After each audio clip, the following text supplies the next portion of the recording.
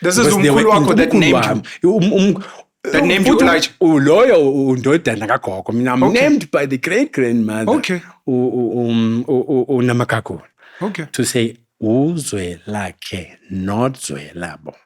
So I was just sharing to say, these two names for me, they're meaningful and they're playing an important role. That Elijah component, it's the spiritual discipline that enabled me when I completed my studies in 98, public management, to say, something is wrong with this democracy. I was inspired. Let's say, let me pursue this, but you can't pursue it while you are in the institution. So you must be outside. I took a decision.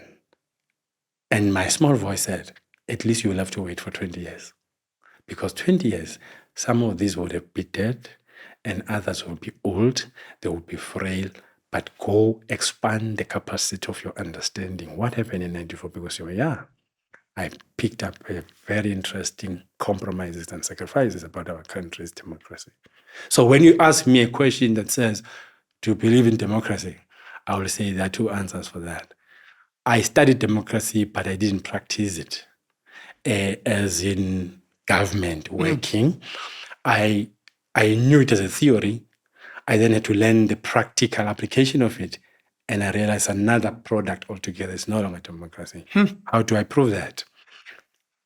We are many as blacks, 78% at that time. But now, out of 62 million people, I can tell you that almost 80% are outside economic circulation. And you call this democracy. My understanding of democracy is that majority rule. Majority rule means decision will be made by those who are many than those who are a minority. The opposite is true. The minority are the ones who are making decisions for the majority, and the majority are outside any economic circulation. And we are actually in the labor force more than being owners of land, owners of buildings, owners equity, which is capital to run any business in this country. It's still like that even now. And this, for me, it's very bad that we have a family in South Africa that controls South Africa's economy more than government. That is very wrong for me. A family? A family, yes. A1? Oppenheimer family and Rupert.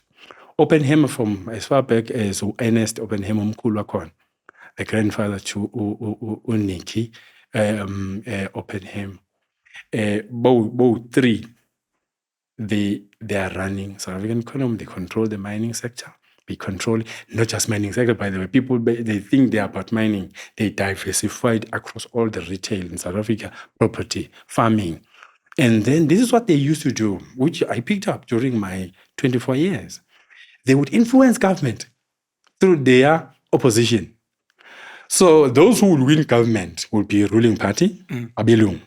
But they will support the opposition of other whites to be a pain on the neck of the ruling party. This is where Verwoerd had a problem.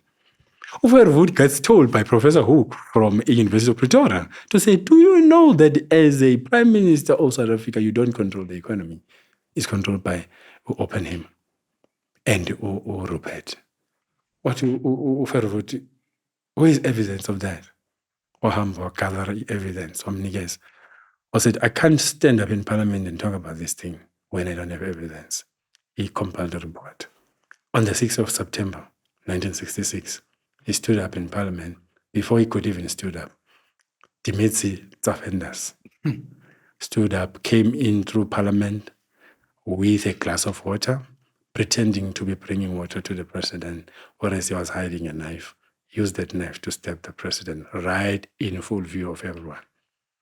He lied there, dripping blood, no one attending to him because the plan was that he must die there. And he died, having not read that report which came with Professor Hoek. Till today, 70 years later, we don't know what was the content of that report. Now, but that is a glimpse of this family.